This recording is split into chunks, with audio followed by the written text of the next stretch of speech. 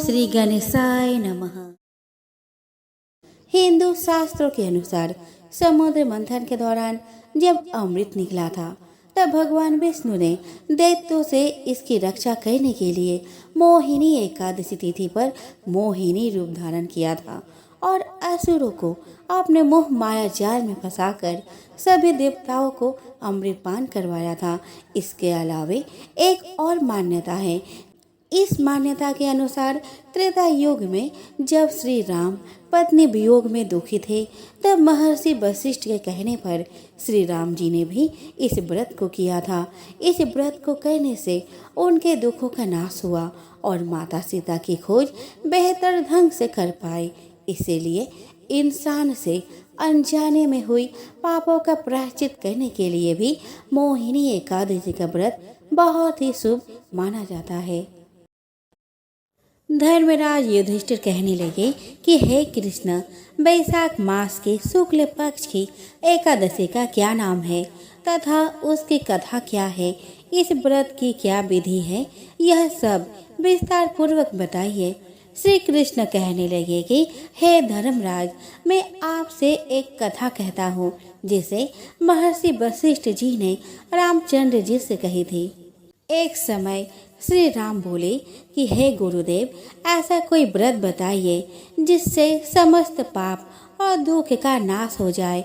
मैंने सीता जी के वियोग में बहुत दुख भोगे हैं। महर्षि वशिष्ठ जी बोले कि हे राम, आपने बहुत सुंदर प्रश्न किया है। आपकी बुद्धि अत्यंत शुद्ध और पवित्र है। यद्यपि आपका नाम स्मरण करने से मनुष्य पवित्र और शुद्ध हो जाता है, तो भी लोक हित में यह प्रश्न अच्छा है।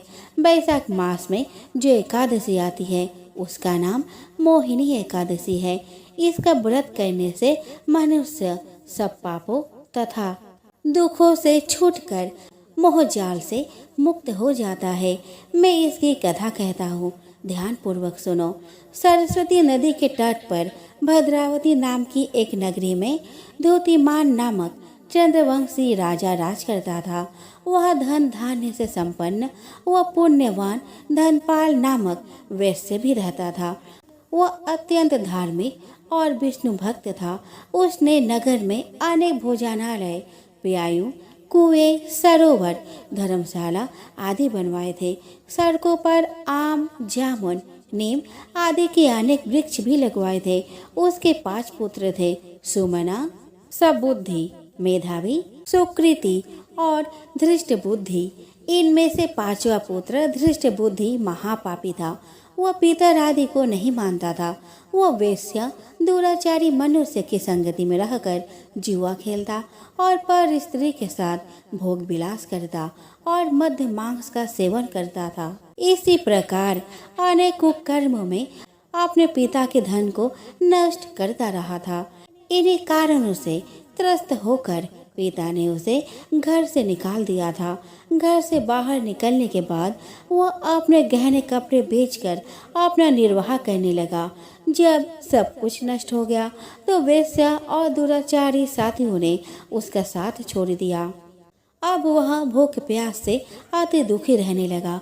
कोई सहारा न देख चोरी करना सीख गया।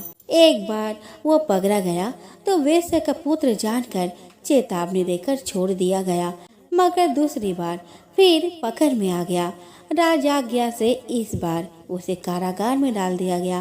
कारागार में उसे अत्यंत दुख दिए गए। बाद में राजा ने उसे नगरी से निकल जाने को कहा। वह नगरी से निकल वन में चला गया। वह वन में पशु पक्षियों को मारकर खाने लगा। कुछ समय पश्चात वह बहेलिया बन गया और धनुष बाण लेकर पशु पक्षियों को मार मार कर खाने लगा।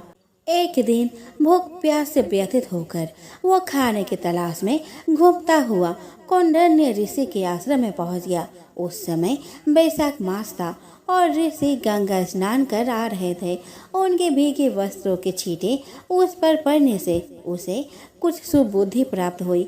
वह कौंडिन्य मुनि से हाथ जोड़कर कहने लगा कि हे मुने, मैंने जीवन में बहुत पाप किए हैं।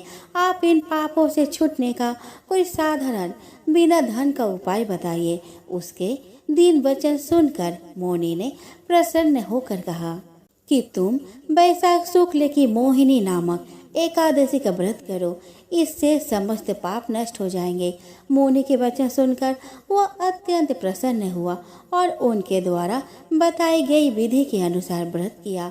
हे राम, इस व्रत के प्रभाव से उसके सब पाप नष्ट हो गए और अंत में वह गरुड़ पर बैठकर विष्णु लोक को गया।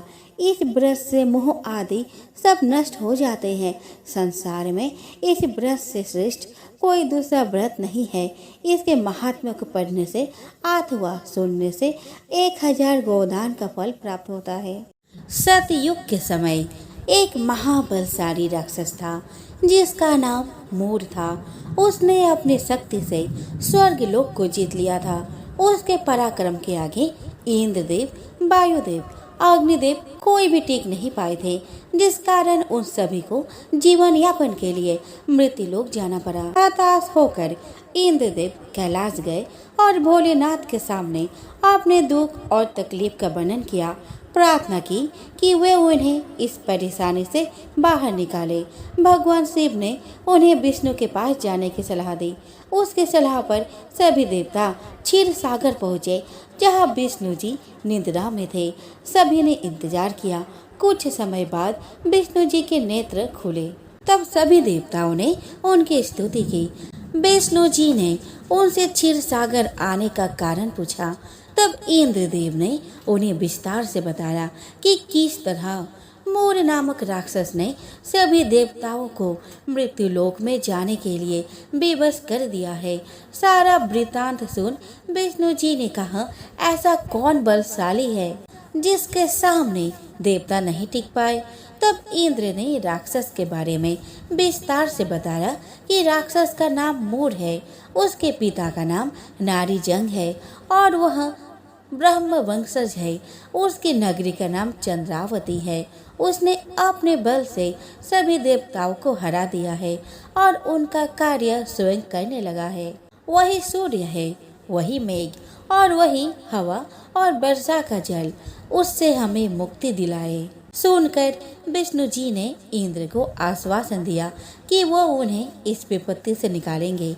इस प्रकार विष्णु जी मूर दैत्य से युद्ध करने उसकी नगरी चंद्रावती जाते हैं। मूर और विष्णु के मध्य युद्ध प्रारंभ होता है। कई वर्षों तक युद्ध चलता रहता है। भगवान विष्णु को नींद आने लगी तो वे बद्रिका आश्रम में हेमवती नामक गुफा में विश्राम करने चले गए। मूर भी उनके पीछे घुसा और सोते हुए भगवान को मारने के लिए बढ़ा तो अंदर से एक सुंदर कन्या निकली और उसने मूर से युद्ध किया। घमासान युद्ध में मूर मूर्छित हो गया और बाद में उसका मस्तक धड़ से अलग कर दिया गया। जब विष्णु की नींद टूटी तो उन्हें आश्चर्य हुआ कि ये कैसे हुआ और किसने किया। कन्या ने सब विस्तार से बताया। वृतांत जानकर विष्णु ने कन्या को वरदान मांगने के लिए कहा।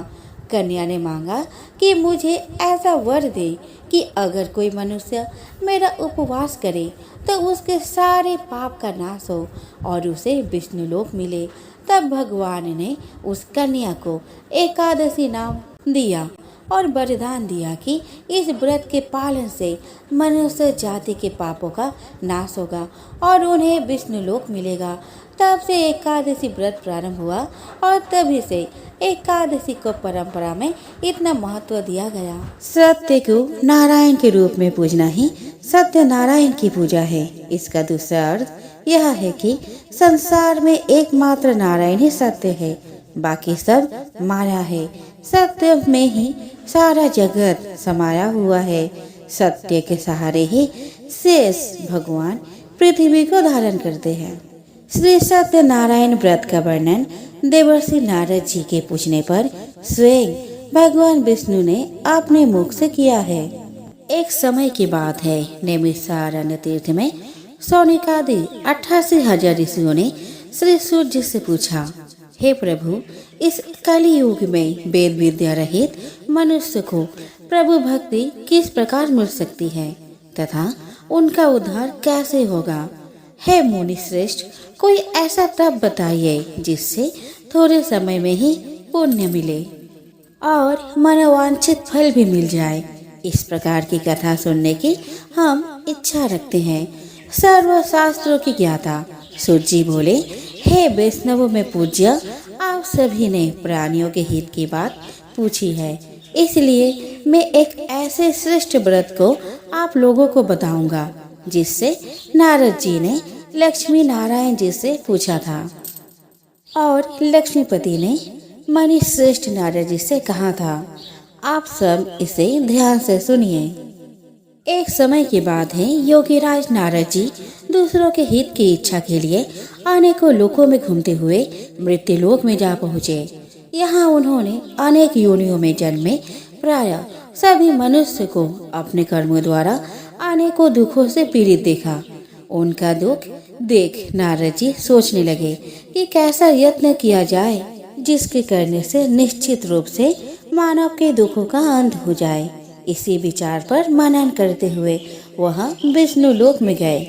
वहाँ वह देवों के इस नारायण की स्तुति करने लगे, जिनके हाथों में शंख, चक्र, गदा और पद्म थे, गले में वरमाला पहने हुए थे। स्तुति करते हुए नारद जी बोले, हे भगवान, आप अत्यंत शक्ति से संपन्न हैं। मन तथा वाणी भी आपको नहीं पा सकती। आपका आदि, मध्य तथा अंत नहीं है। निर्गुण स्वरूप सृष्टि के कारण भक्तों के दुख को दूर करने वाले हैं। आपको मेरा नमस्कार है। नारद जी की स्तुति सुन विष्णु भगवान बोले, हे मुनि श्रेष्ठ, आपके मन में क्या बात है? आप किस काम के लिए पधारे हैं? उसे निसंकोच कहो। इस पर नारद मुनि बोले कि मृत्यु लोक में अनेक योनियों में जन्मे मनुष्य अपने कर्मों के द्वारा अनेकों दुख से दुखी हो रहे हैं। हे नाथ, आप मुझ पर दया रखते हैं तो बताइए कि वह मनुष्य थोड़े प्रयास से ही अपने दुखों से कैसे छुटकारा पा सकते हैं। श्री हरि बोले, हे नारद, मनुष्य की भलाई के लिए तुमने बहुत अच्छी बात पूछी है, जिसके करने से मनुष्य मोह से छूट जाता है। एक बात मैं कहता हूँ, उसे सुनो। स्वर्ग लोक और मृत्यु लोक दोनों में एक दुर्लभ उत्तम व्रत है जो पुण्य देने वाला है। आज प्रेम वश होकर मैं उसे तुमसे कहता हूँ। श्री सत्यनारायण भगवान का यह व्रत अच्छी तरह विधान पूर्वक करके मनुष्य तुरंत ही यहाँ सुख भोग कर मरने पर मोक्ष पाता है। श्री हरि के वचन सुन नारद जी बोले कि उस व्रत का फल क्या है और उसका विधान क्या है। यह व्रत किसने किया था? इस व्रत को किस दिन करना चाहिए? सभी कुछ विस्तार से बताए। नारद की बात सुनकर श्री हरि बोले, दुख व शोक को दूर करने वाला, यह सभी स्थान पर विजय दिलाने वाला है। मानव को भक्ति व श्रद्धा के साथ शाम को श्री सत्यनारायण की पूजा धर्म परायण होकर ब्राह्मणों व बंधुओं के साथ करनी चाहिए। भक्ति भाव से ही नैवेद्य, केले का फल, घी, दूध और गेहूं का आटा सवाया ले। गेहूं के स्थान पर साठी का आटा, शक्कर तथा गुड़ लेकर वह सभी भक्षण योग्य पदार्थों को मिलाकर भगवान का भोग लगाए। ब्राह्मणों सहित बंधु बांधवों को भी भोजन कराए। उसके बाद स्वयं भोजन करे। भजन कीर्तन के साथ भगवान की भक्ति में लीन हो जाए। इस तरह से सत्यनारायण भगवान का यह व्रत करने पर मनुष्य की सारी इच्छाएं निश्चित रूप से पूरी होती है। इस कलिकाल अर्थात कली युग में मृत्यु लोक में मोक्ष का यही एक सरल उपाय बताया गया है। इति श्री सत्यनारायण व्रत कथा का प्रथम अध्याय संपूर्ण होता है। बोलो सत्यनारायण भगवान की जय। सूत जी बोले, ऋषियों, जिसने पहले समय में इस व्रत को किया था उसका इतिहास कहता हूँ, ध्यान से सुनो। सुंदर काशीपुरी नगरी में एक अत्यंत निर्धन ब्राह्मण रहता था। भूख प्यास से परेशान वह धरती पर घूमता रहता था। ब्राह्मणों से प्रेम करने वाले भगवान ने एक ही दिन ब्राह्मण का वेश धारण कर उसके पास जाकर पूछा, हे विप्र, नित्य दुखी होकर तुम पृथ्वी पर क्यों घूमते हो? दीन ब्राह्मण बोला, मैं निर्धन हूँ, भिक्षा के लिए धरती पर घूमता हूँ। हे भगवान, यदि आप इसका कोई उपाय जानते हो तो बताइए। वृद्ध ब्राह्मण कहता है कि सत्यनारायण भगवान मनोवांछित फल देने वाले हैं, इसलिए तुम उनका पूजन करो। इसे करने से मनुष्य सभी दुखों से मुक्त हो जाता है। वृद्ध ब्राह्मण बनकर आए सत्यनारायण भगवान उस निर्धन ब्राह्मण को व्रत का सारा विधान बताकर अंतर ध्यान हो गए। ब्राह्मण मन ही मन सोचने लगा कि जिस व्रत को वृद्ध ब्राह्मण करने को कहा गया है, मैं उसे जरूर करूंगा। यह निश्चय करने के बाद उसे रात में नींद नहीं आई। वह सबरे उठकर सत्यनारायण भगवान के व्रत का निश्चय कर भिक्षा के लिए चला गया। उस दिन निर्धन ब्राह्मण को भिक्षा में बहुत धन मिला, जिससे उसने बंधु बांधव के साथ मिलकर श्री सत्यनारायण भगवान का व्रत संपन्न किया। भगवान सत्यनारायण का व्रत संपन्न करने के बाद वह निर्धन ब्राह्मण सभी दुखों से छूट गया और अनेक प्रकार की संपत्तियों से युक्त हो गया। उसी समय से यह ब्राह्मण हर माह इस व्रत को करने लगा। इस तरह से सत्यनारायण भगवान के व्रत को जो मनुष्य करेगा, वह सभी प्रकार के पापों से छूटकर मोक्ष को प्राप्त होगा। जो मनुष्य इस व्रत को करेगा, वह भी सभी दुखों से मुक्त हो जाएगा। सूत जी बोले कि इस तरह नारद जी से नारायण जी का कहा हुआ श्री सत्यनारायण व्रत को मैंने तुमसे कहा। हे विप्र, मैं अब क्या कहूँ? ऋषि बोले, हे मुनिवर, संसार में उस विप्र को सुनकर और किस किस ने इस व्रत को किया, हम सब इस बात को सुनना चाहते हैं। इसके लिए हमारे मन में श्रद्धा का भाव है। सूत जी बोले, हे मुनियों, जिस जिसने इस व्रत को किया है वह सब सुनो। एक समय वही विप्र धन व ऐश्वर्य के अनुसार अपने बंधु बांधव के साथ इस व्रत को करने को तैयार हुआ। उसी समय एक लकड़ी बेचने वाला बूढ़ा आदमी आया और लकड़ियां बाहर रखकर अंदर ब्राह्मण के घर में गया। प्यार से दुखी वह लकड़हारा उनको व्रत करके देख विप्र को नमस्कार कर पूछने लगा कि आप यह क्या कर रहे हैं तथा इसे करने से क्या फल मिलेगा, कृपया मुझे भी बताएं। ब्राह्मण ने कहा कि सब मनोकामनाओं को पूरा करने वाला यह सत्यनारायण भगवान का व्रत है। इनकी कृपा से ही मेरे घर में धन धान्य आदि की वृद्धि हुई है। विप्र से सत्यनारायण व्रत के बारे में जानकर करहारा बहुत प्रसन्न हुआ। चरणामृत लेकर वह प्रसाद खाने के बाद वह अपने घर गया। लक्कड़हारे ने अपने मन में संकल्प किया कि आज लकड़ी बेचने से जो धन मिलेगा, उसी से श्री सत्यनारायण भगवान का उत्तम व्रत करूंगा।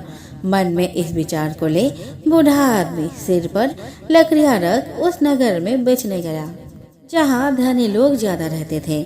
उस नगर में उसे अपनी लकड़ियों का दाम पहले से 4 गुना अधिक मिलता है।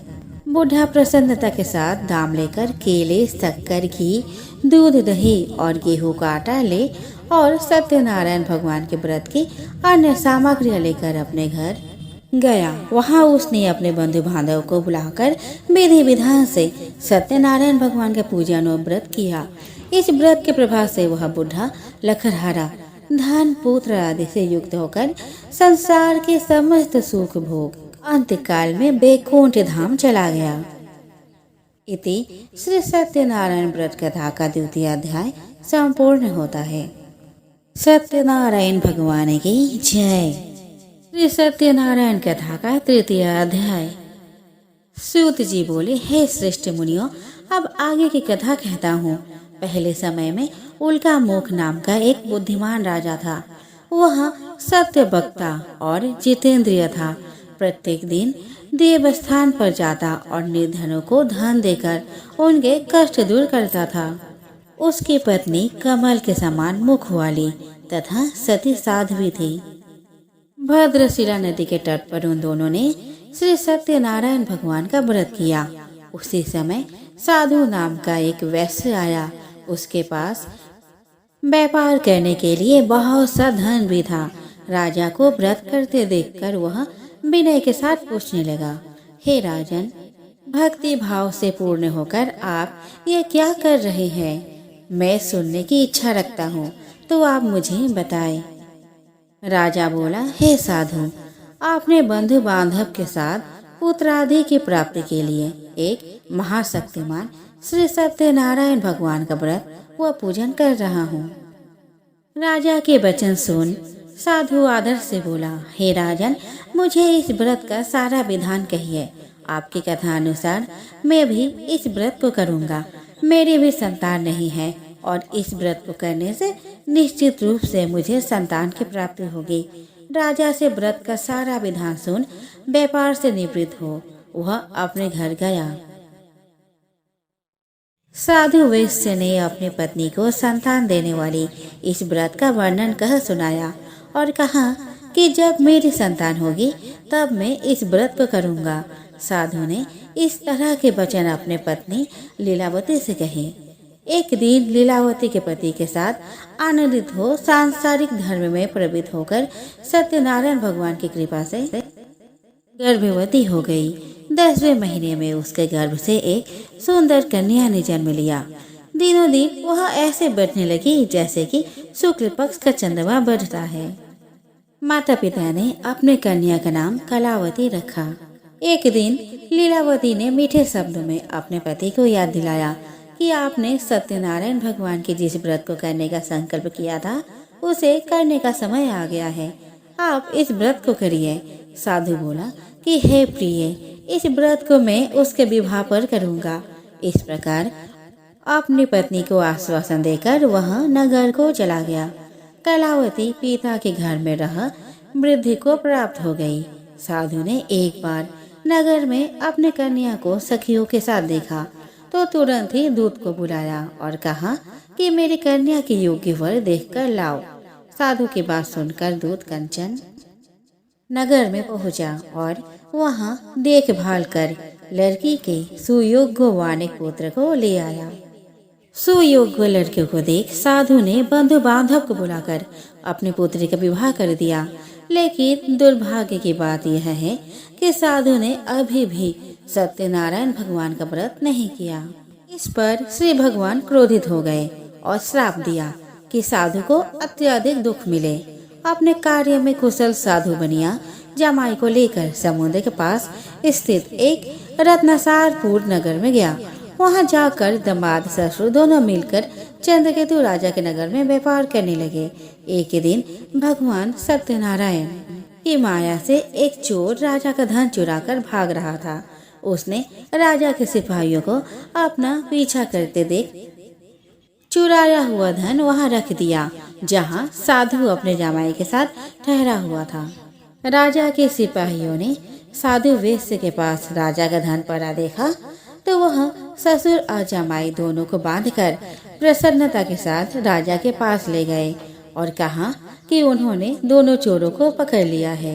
अब आगे की कार्यवाही की आज्ञा दे। राजा की आज्ञा से उन दोनों को कठिन कारावास में डाल दिया गया और उनका सारा धन भी उसे छीन लिया गया। श्री सत्यनारायण भगवान के श्राप से साधु की पत्नी भी बहुत दुखी हुई। घर में जो धन रखा था, शारीरिक तथा मानसिक पीड़ा व भूख प्यास से आते दुखी हो अन्न की चिंता में कलावती ब्राह्मण के घर गई। वहां उसने श्री सत्यनारायण भगवान का व्रत होते देखा। फिर कथा भी सुनी। वहां प्रसाद ग्रहण कर और रात को घर वापस आई। माता ने कलावती से पूछा कि हे पुत्री, तुम कहाँ गई थी? तेरे मन में क्या है? कलावती ने अपनी माता से कहा, हे माता, मैंने एक ब्राह्मण के घर में श्री सत्यनारायण भगवान का व्रत देखा है। कन्या के वचन सुन लीलावती भगवान की पूजन की तैयारी करने लगी। लीलावती ने परिवार व बंधुओं सहित सत्यनारायण भगवान का पूजन किया और उनसे वर मांगा कि मेरे पति तथा जमाई शीघ्र घर आ जाए। साथ ही यह भी प्रार्थना की कि हम सबका अपराध क्षमा करे। श्री सत्यनारायण भगवान इस व्रत से संतुष्ट हो गए और राजा चंद्रकेतु को सपने में दर्शन दे कहा कि हे राजन, तुम उन दोनों वैश्यों को छोड़ दो और तुमने उनका जो धन लिया है उसे वापस कर दो। अगर ऐसा नहीं किया तो मैं तुम्हारा धन, राज्य और संतान सभी को नष्ट कर दूंगा। राजा को यह सब कहकर वह अंतर्ध्यान हो गए। प्रातःकाल सभा में राजा ने अपना सपना सुनाया। फिर बोले कि बानी पुत्रों को कैद से मुक्त कर सभा में लाओ। दोनों ने आते ही राजा को प्रणाम किया। राजा मीठी वाणी में बोला, हे महानुभावों, भाग्यवश ऐसा कठिन दुख तुम्हें प्राप्त हुआ है, लेकिन अब तुम्हें कोई भय नहीं है। ऐसा कह राजा ने उन दोनों को नए वस्त्र आभूषण भी पहनाए और जितना धन उनका लिया उससे 2 गुना धन वापस कर दिया। दोनों वैश्य अपने घर को चल दिए। इति श्री सत्यनारायण व्रत कथा का 3य अध्याय संपूर्ण होता है। श्रीमनि नारायण नारायण नारायण, हजमनि नारायण नारायण नारायण। सत्यनारायण भगवान की जय। श्री सत्यनारायण कथा का 4th अध्याय। सूत जी बोले, वैश्य ने मंगलाचार कर अपनी यात्रा आरंभ की और अपने नगर की ओर चल दिए। उनके थोड़ी दूर जाने पर एक दंडी वेशधारी श्री सत्यनारायण ने उससे पूछा, हे साधु, तेरे नाम में क्या है? अभिमानी बने हंसता हुआ बोला, हे दंडी, आप क्यों पूछते हो? क्या धन लेने की इच्छा है? मेरे नाव में तो बैल और पत्ते भरे हुए हैं। वैश्य के कठोर वचन सुन भगवान बोले, तुम्हारा वचन सत्य हो। दंडी ऐसे वचन कह वहाँ से दूर चले गए। कुछ दूर जाकर समुद्र के किनारे बैठ गए।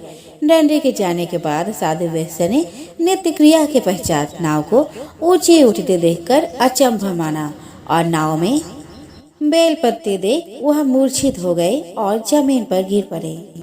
मूर्छा खुलने पर वह अत्यंत शोक में डूब गया।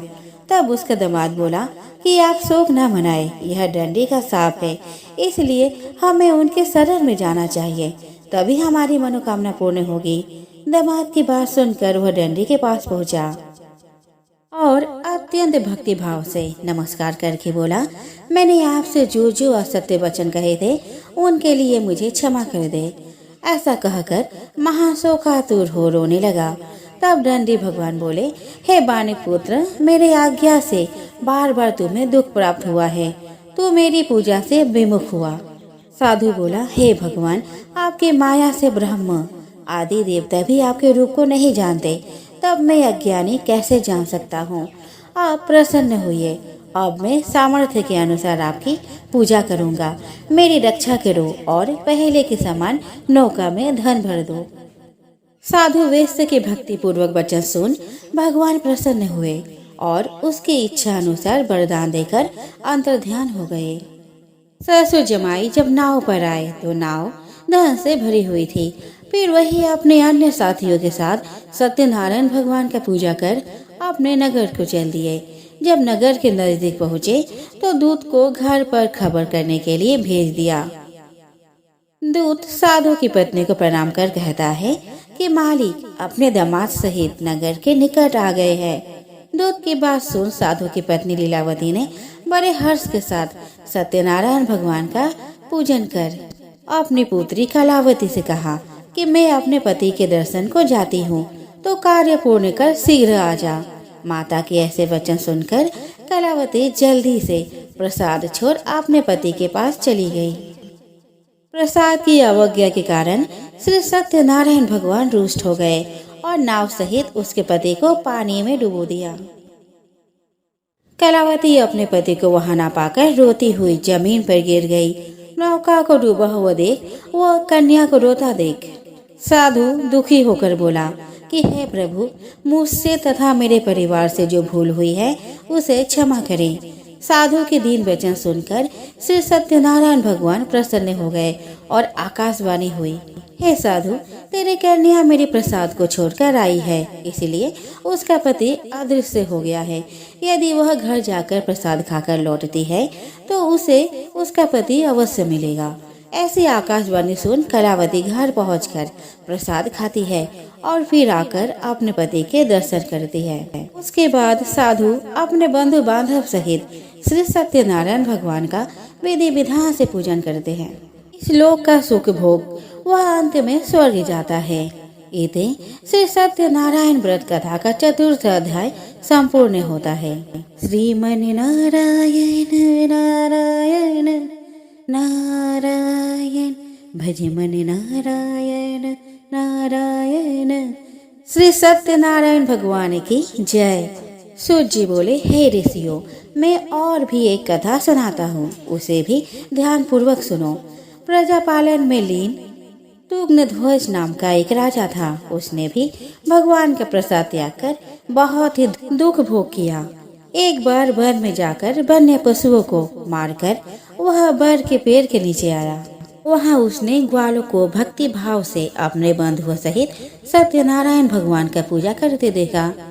अभिमानवश राजा ने उन्हें देखकर भी पूजा स्थान में नहीं गया और न ही उसने भगवान को नमस्कार किया। ग्वालों ने राजा को प्रसाद दिया, लेकिन उसने प्रसाद नहीं खाया और प्रसाद को वही छोड़ वह अपने नगर को चला गया। जब वह नगर में पहुंचा तो वहाँ सब कुछ तहस नहस हुआ पाया, तो वह शीघ्र ही समझ गया कि यह सब भगवान ने ही किया है। वह दोबारा ग्वालों के पास पहुंचा और विधि पूर्वक पूजा करके प्रसाद खाया, तो श्री सत्यनारायण भगवान की कृपा से सब कुछ पहले जैसा हो गया। दीर्घ काल तक सुख भोगने के बाद मरणोपरांत उसे स्वर्गलोक की प्राप्ति हुई। जो मनुष्य परम दुर्लभ इस व्रत को करेगा तो भगवान सत्यनारायण की अनुकंपा से उसे धन धान्य की प्राप्ति होगी। निर्धन धनी हो जाता है और भाव मुक्त हो जीवन जीता है। संतानहीन मनुष्य को संतान सुख मिलता है और सारे मनोरथ पूर्ण होने पर मानव अंतकाल में वैकुंठ धाम को जाता है। सूत जी बोले, जिन्होंने पहले इस व्रत को किया है, अब उनके दूसरे जन्म की कथा कहता हूँ। वृद्ध शतानंद ब्राह्मण ने सुदामा का जन्म लेकर मोक्ष की प्राप्ति की। लकड़हारे ने अगले जन्म में निषाद बनकर मोक्ष प्राप्त किया। उल्का मुख नाम का राजा दशरथ होकर वैकुंठ को गए। साधु नाम के बेस्त्य ने मूर्ध्वज बनकर अपने पुत्र को आरे से चीरकर मोक्ष पाया। महाराज तुंगध्वज ने स्वयंभू होकर भगवान में भक्ति युक्त हो कर्म कर मोक्ष पाया। इति श्री सत्यनारायण व्रत कथा का पंचम अध्याय संपूर्ण होता है। श्रीमन नारायण नारायण नारायण भज मन नारायण नारायण नारायण। दोस्तों, यह बात तो सभी को पता है कि गणेश भगवान का मुख हाथी का है और एक दांत टूटा हुआ है। इन्हीं दो कारणों की वजह से उनका विवाह नहीं हो पा रहा था। इस बात से गणेश महाराज अक्सर नाराज रहा करते थे। एक दिन एक देवता के आग्रह पर विनायक जी उनके विवाह में अपनी उपस्थिति दर्शाने गए। विवाह स्थल पर पहुंचने के बाद कुछ देवताओं ने मिलकर गणेश भगवान का समय पर विवाह न होने के कारण उपहास किया, जिससे गणेश जी बहुत ही अधिक नाराज हो गए। उसी दिन उन्होंने ठान लिया कि जब तक मेरा विवाह नहीं होता तब तक मैं किसी भी देवता का विवाह नहीं होने दूंगा। गणेश भगवान के पास विवाह और अन्य संदेश लाने का काम उनके प्रिय वाहन मूषकराज करते थे। अब मूषकराज जब भी किसी देवता के विवाह का समाचार लाते तब गणेश जी उसे आदेश देते और मूषकराज अपने सेना के साथ जाकर उस विवाह के मंडप को गिराकर तहस नहस करते एवं बारातियों को भी भगा देते। इस तरह गणेश जी और मूषकराज की मिली भगत की वजह से किसी भी देवता का विवाह नहीं हो रहा था। गणपति जी के व्यवहार से तंग आकर सभी देवी देवता भगवान शिव और माता पार्वती जी के पास पहुंच गए और इस विकट समस्या का समाधान मांगने लगे। भगवान शिव और माता पार्वती ने कहा कि इसका हल तो आपको केवल ब्रह्मदेव जी के पास ही मिल सकता है। कृपा करके आप ब्रह्मलोक जाए। माता पार्वती और महादेव को प्रणाम करके सभी देवी देवता ब्रह्मा जी के पास प्रकट हुए। देवताओं की समस्या को ठीक से सुनने के बाद ब्रह्मा जी ने अपनी योग शक्ति से 2 कन्याओं का निर्माण किया। उन्हें लेकर ब्रह्मा जी गणेश महाराज के पास गए और उनसे अपने पुत्रियों को ज्ञान एवं शिक्षा प्रदान करने का निवेदन करने लगे। ब्रह्मदेव जी का मान रखने के लिए एक दंत भगवान ने रिद्धि और सिद्धि को शिक्षा देना आरंभ किया। फिर उस दिन के बाद से जब भी मूषकराज किसी विवाह की खबर लेकर आते उस वक्त रिद्धि और सिद्धि गणेश जी को अपने बातों में उलझा कर रखती थी। इस तरह गणेश जी का ध्यान किसी और विषय पर रहता और दूसरी तरफ देवताओं के विवाह संपन्न हो जाते। एक दिन बुद्धि के देवता भगवान गणेश जी को यह बात समझ में आ गई, लेकिन उनके क्रोध में आने से पहले ही ब्रह्मदेव अपने दोनों पुत्रियों के साथ वहां पर प्रकट हुए। रिद्धि और सिद्धि को सामने देखते ही गणेश जी का क्रोध बढ़ने लगा, किंतु विनायक जी के मुख से कोई भी शब्द निकलने से पहले ही भगवान ब्रह्मदेव ने कहा कि हे गणेश जी, आपने स्वयं ही मेरी पुत्रियों को शिक्षा दी है और अब मुझे इन दोनों से विवाह योग्य कोई और वर नहीं मिल रहा है। मेरी आपसे विनती है कि आप ही रिद्धि और सिद्धि से विवाह करके मुझे धन्य कीजिए। परमपिता ब्रह्मदेव जी की शांत वाणी सुनकर गणेश जी का क्रोध शांत हो गया और वह विवाह प्रस्ताव के लिए हंसी खुशी राजी हो गए। विवाह के बाद अपने दोनों पत्नियों से उन्हें 2 पुत्र प्राप्त हुए, जिनका नाम रखा गया शुभ और लाभ। यह थे गणेश भगवान के विवाह की कथा। एक बार भगवान विष्णु जी शेषनाग पर बैठे बैठे बोर हो गए और उन्होंने धरती पर घूमने का विचार मन में किया। वैसे भी कई साल बीत गए थे। धरती पर आए और वह अपनी यात्रा की तैयारी में लग गए। स्वामी को तैयार होता देख लक्ष्मी माँ ने पूछा, आज सुबह सुबह कहाँ जाने की तैयारी हो रही है? विष्णु जी ने कहा, हे लक्ष्मी, मैं धरती लोक पर घूमने जा रहा हूँ। तो कुछ सोचकर लक्ष्मी माँ ने कहा कि हे देव, क्या मैं भी आपके साथ चल सकती हूँ? भगवान विष्णु ने 2 पल सोचा, फिर कहा, एक शर्त पर तुम मेरे साथ चल सकती हो। तुम धरती पर पहुंचकर उत्तर दिशा की ओर बिल्कुल मत देखना। इसके साथ ही माता लक्ष्मी ने हाँ कह के अपनी बात मनवा ली। सुबह सुबह माँ लक्ष्मी और भगवान विष्णु धरती पर पहुंच गए। अभी सूर्य देवता निकल रहे थे। रात बरसात होकर हटी थी। चारों ओर हरियाली ही हरियाली थी। उस समय चारों ओर बहुत शांति थी और धरती बहुत ही सुंदर दिख रही थी। माँ लक्ष्मी मंत्रमुग्ध होकर धरती को देख रही थी और भूल गई कि पति को क्या वचन देकर आई है, और चारों ओर देखती हुई कब उत्तर दिशा की ओर देखने लगी, पता ही नहीं चला। उत्तर दिशा में माँ लक्ष्मी को एक बहुत ही सुंदर बगीचा नजर आया और उस तरफ से भीनी भीनी खुशबू आ रही थी और बहुत ही सुंदर फूल खिले थे। यह एक फूलों का खेत था और माँ लक्ष्मी बिना सोचे समझे उस खेत में गई और एक सुंदर सा फूल तोड़ लाई। लेकिन यह क्या, जब माँ लक्ष्मी भगवान विष्णु के पास आई तो भगवान विष्णु की आंखों में आंसू थे और भगवान विष्णु ने माँ लक्ष्मी को कहा कि कभी भी किसी से बिना पूछे उसका कुछ भी चीज नहीं लेना चाहिए, और साथ ही अपना वचन भी याद दिलाया। माँ लक्ष्मी को अपनी भूल का पता चला तो उन्होंने भगवान विष्णु से इस भूल की माफी मांगी। तब भगवान विष्णु ने कहा कि जो तुमने जो भूल की है उसकी सजा तो तुम्हें जरूर मिलेगी। जिस माली के खेत से तुमने बिना पूछे फूल तोड़ा है, यह एक प्रकार की चोरी है। इसीलिए अब तुम 3 साल तक माली के घर नौकर बन के रहो। उसके बाद मैं तुम्हें वैकुंठ में वापस बुलाऊंगा। माँ लक्ष्मी ने चुपचाप सर झुकाकर हाँ कर दी और माँ लक्ष्मी एक गरीब औरत का रूप धारण करके उस खेत के मालिक के घर गई। घर एक झोपड़ा था और मालिक का नाम माधव था। माधव की बीवी 2 बेटे और 3 बेटियां थी। सभी उस छोटे से खेत में काम करके किसी तरह गुजारा करते थे। माँ लक्ष्मी जब एक साधारण और गरीब औरत बनकर माधव के झोपड़े पर गई तो माधव ने पूछा, बहन तुम कौन हो और इस समय तुम्हें क्या चाहिए? तब माँ लक्ष्मी ने कहा कि मैं एक गरीब औरत हूँ, मेरी देखभाल करने वाला कोई नहीं। मैंने कई दिनों से खाना भी नहीं खाया, मुझे कोई भी काम दे दो, साथ में मैं तुम्हारे घर का काम भी कर दिया करूँगी। बस मुझे अपने घर में एक कोने में आसरा दे दो। माधव बहुत ही अच्छे दिल का मालिक था। उसे दया आ गई, लेकिन उसने कहा, बहन मैं तो बहुत ही गरीब हूँ, मेरी कमाई से मेरे घर का खर्च मुश्किल से चलता है, लेकिन अगर मेरी 3 की जगह 4 बेटियां होती तो मुझे गुजारा करना पड़ता। अगर तुम मेरी बेटी बनकर जैसा रूखा सूखा हम खाते हैं उसमें खुश रह सकती हो तो बेटी बनकर अंदर आ जाओ। माधव ने माँ लक्ष्मी को अपने झोपड़ी में शरण दे दी और माँ लक्ष्मी 3 साल उस माधव के घर पर रही।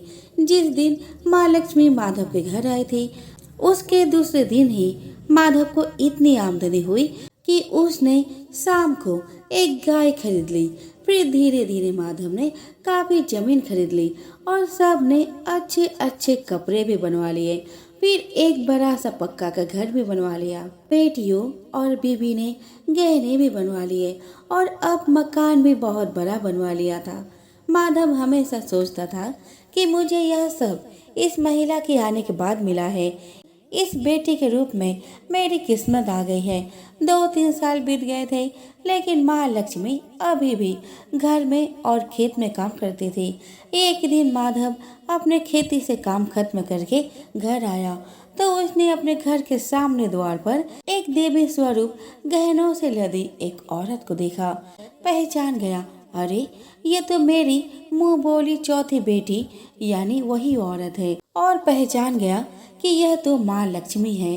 अब तक माधव का पूरा परिवार बाहर आ गया था और सब हैरान होकर माँ लक्ष्मी को देख रहे थे।